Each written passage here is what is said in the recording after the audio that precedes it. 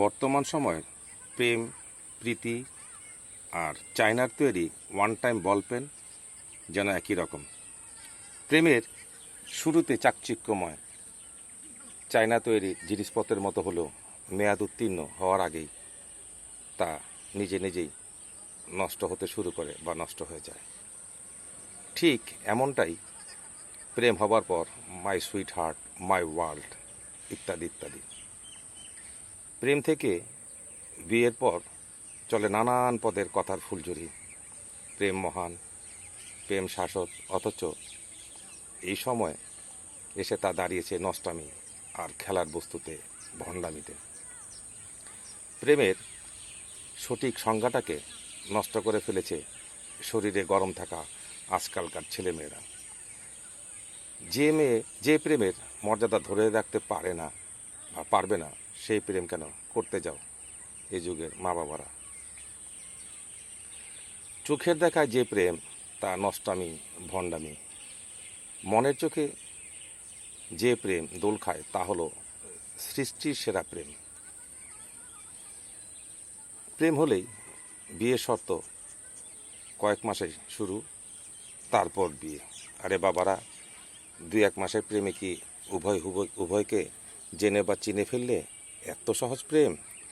হঠাৎ প্রেম, হঠাৎ বিয়ে, আর কয়েক মাস পরেই স্বামী, আর না হয় বউয়ের আত্মহনন, না হয় ভাড়া বাসায় রেখে স্বামীর পালায়ন, অর্থকষ্টে থাকা বন্ধুর বউকে বন্ধুর বিয়ে করার প্রস্তাবনা, যা আমাকে সত্যি ভাবিয়ে তুলেছে।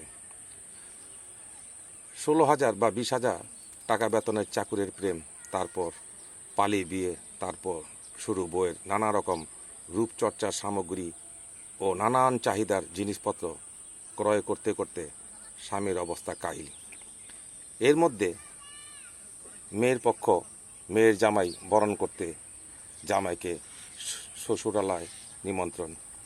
এই নিমন্ত্রণ রক্ষা করতে গিয়ে জামাই বেচারা বন্ধুর কাছে ঋণগ্রস্ত। বন্ধু ঋণের টাকার অজুহাতে বন্ধুর বাড়িতে বন্ধুকে খোঁজার নামে বন্ধুর বউকে এক নজর দেখার পিয়াসী। হঠাৎ একদিন রাতের বেলা মোবাইলে বার্তা, শ্বশুর মহাশয় অসুস্থ।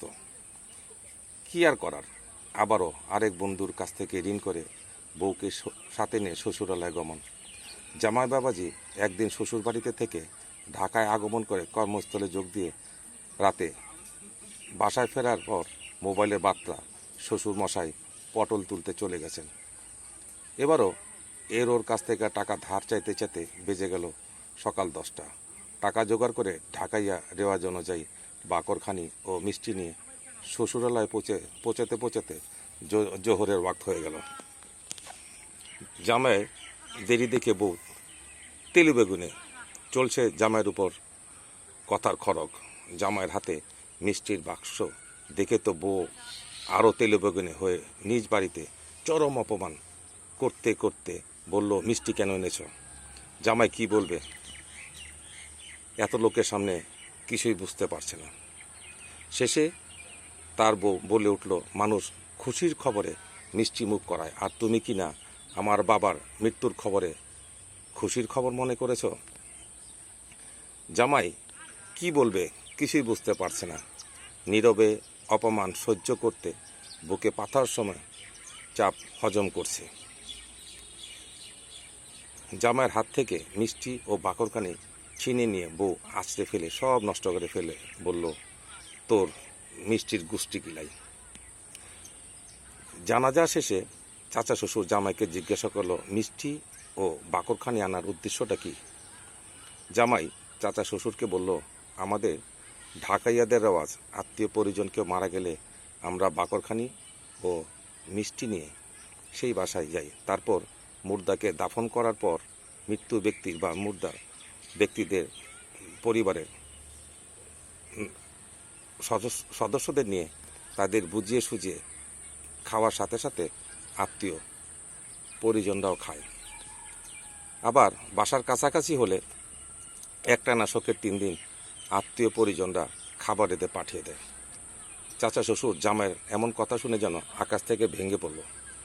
চাচা শ্বশুরের গ্রাম্য রেওয়াজ নাই। আর তিনি কোনোদিনই ঢাকায় পা রাখেন নাই। চাচার এমন কথা শুনে জামাই চাচাকে বলল, যা আমাদের ঢাকায় রেওয়াজ তা আপনাদের গ্রামে কেওয়াজ।